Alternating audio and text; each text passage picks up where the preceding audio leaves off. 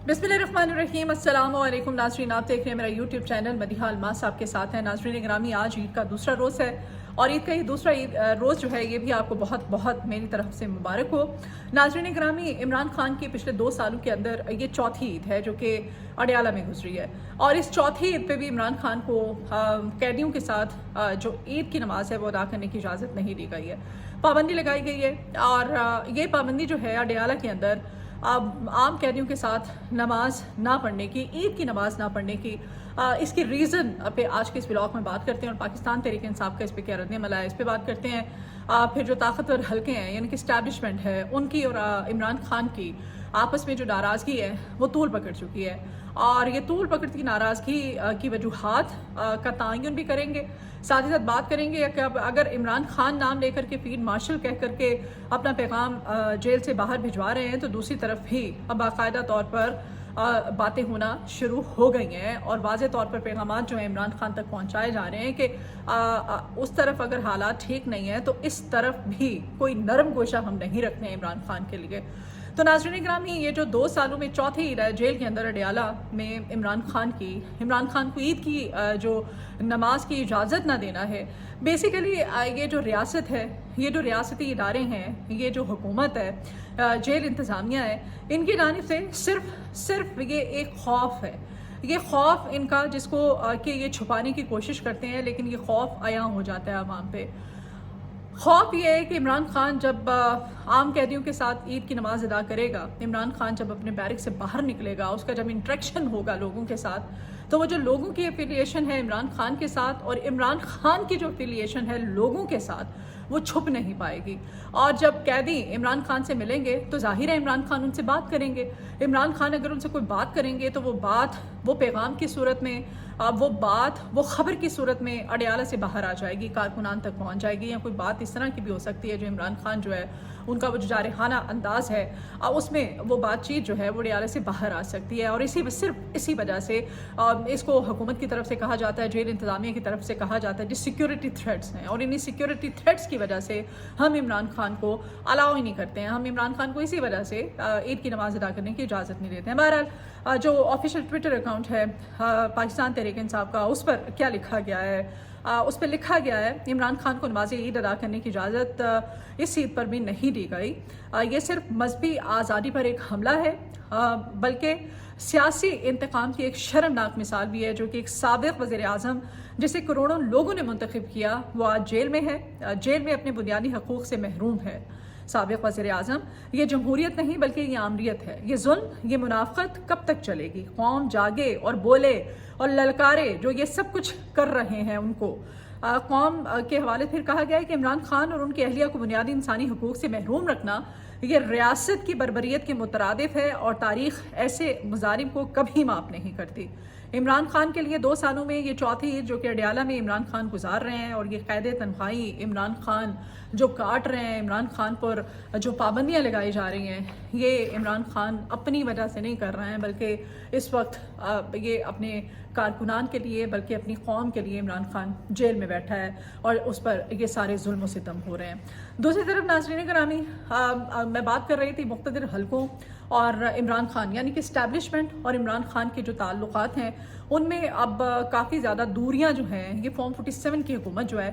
वो बढ़ाने में कामयाब हो गई है और वो दूरियां तो बढ़ गई हैं। लेकिन ऐसी सूरत हाल में इमरान खान साहब जो हैं उन्होंने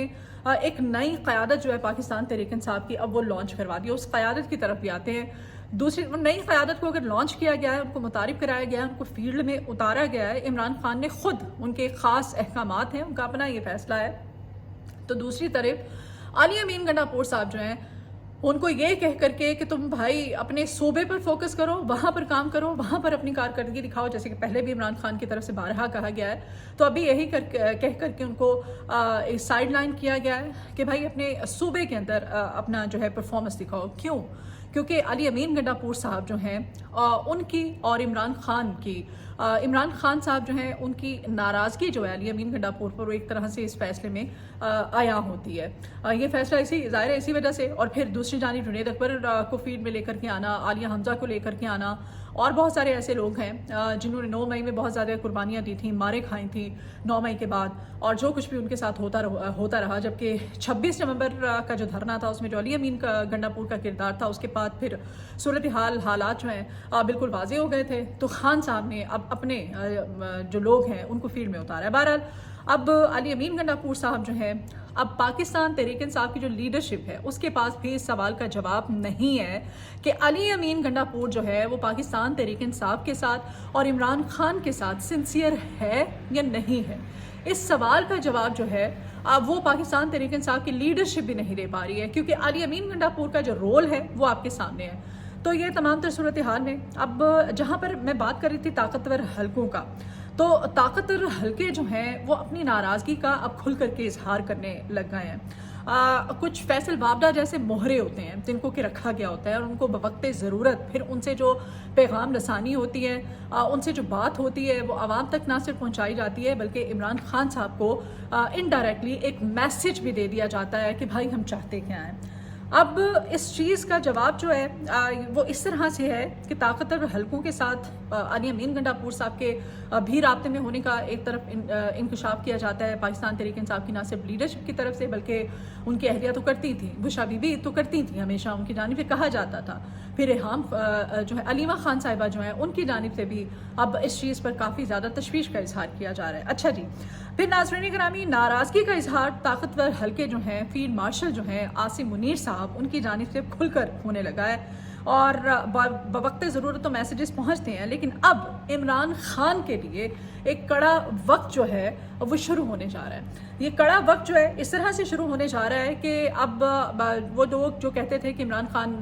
بنی گالہ میں اپنی عید منائیں گے، بہت جلد رہا ہو جائیں گے، یہ سب کچھ ہوگا، تو اب یہ مقتدر حلقوں کی طرف سے یہ براہ راست ایک پیغام رسانی کی جا رہی ہے کہ عمران خان کو بتا دیا جائے کہ ہم اگر عمران خان جو ہے وہ کوئی لچک نہیں دکھا رہا ہے تو ہم بھی کوئی نرم گوشہ جو ہے اپنے عمران خان کے لیے وہ نہیں رکھتے ہیں، ہمارے دل میں بھی کوئی جگہ نہیں ہے. بہرحال عمران خان صاحب جو ہیں انہوں نے بھی پھر جو ہے بھری عدالت کے اندر انہوں نے جج صاحب کے سامنے انہوں نے جج کو کہا کہ جج صاحب آپ میرا یہ جو پیغام ہے فیلڈ مارشل صاحب کو جا کر کے دے دیں، ان کو جا کر کے بتا دیں کہ اگر انہوں نے قسم کھائی ہوئی ہے تو پھر میں نے بھی اللہ کے ساتھ یہ عہد کیا ہوا ہے کہ میں یزید کے ہاتھوں بیعت نہیں کروں گا. یہ بہت بڑی بات ہے. یہ جو عمران خان کا جو بھری عدالت کے اندر جج کے سامنے یہ جو سٹیٹمنٹ ہے کہ میرا جا کے اس کو پیغام دے دیں ان کو، یہ اب بتا رہا ہے کہ اب مشکلات جو ہیں وہ بڑھنے جا رہی ہیں، اور مشکلات جو ہیں وہ بڑھیں گی عمران خان کے حوالے سے، پاکستان تحریک انصاف کے حوالے سے. اور اسی وجہ سے عمران خان نے تمام تر حالات کو بھانپتے ہوئے اور ایک یہ جو سوال ہے پاکستان تحریک انصاف کے کارکنان کی جانب سے بھی اٹھایا جا رہا ہے کہ علی امین گنڈاپور جو ہے وہ اسٹیبلشمنٹ کے ساتھ رابطے میں ہے،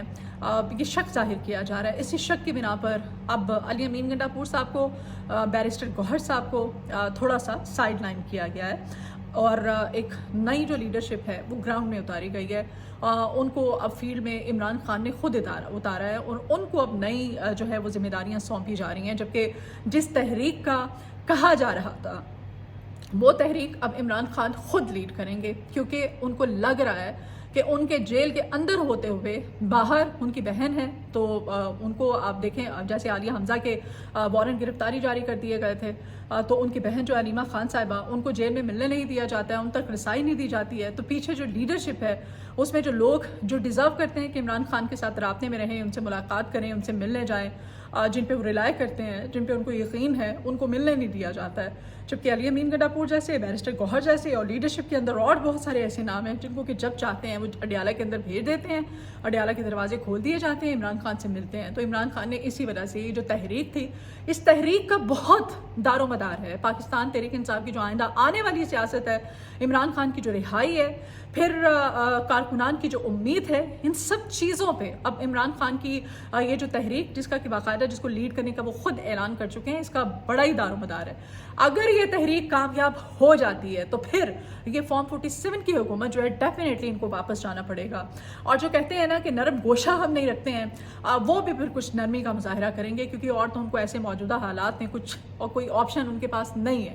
آپشن صرف ایک ہی ہے ان کے پاس۔ بہرحال اب ایسی صورتحال میں عمران خان صاحب نے اپنی ایک نئی جو لیڈرشپ جس کو میدان میں اتارا ہے، جیسے سالار کاکڑ صاحب ہیں،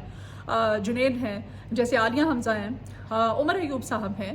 تو ان کو ٹاسک دیا جانا، علیمہ خان صاحبہ کو فرنٹ فٹ پہ لے کے آنا، ان کو کچھ اہم ذمہ داریاں دینا، تو حالات کی بخوبی عکاسی کر رہے ہیں۔ تو یہ تھی تمام تر سیاسی صورتحال ملک میں کیا ہو رہا ہے۔ ولاگ سے اجازت دیجیے، آپ سے ریکویسٹ ہے کہ میرے چینل کو سبسکرائب کیجیے، اگر آپ کو میری ویڈیو پسند آئے تو اس کو شیئر بھی کیجیے گا، اور اپنا فیڈ بیک ضرور دیا کیجیے، اپنی دعاؤں میں مجھے یاد رکھیے گا، اپنا بہت خیال رکھیے، اللہ حافظ۔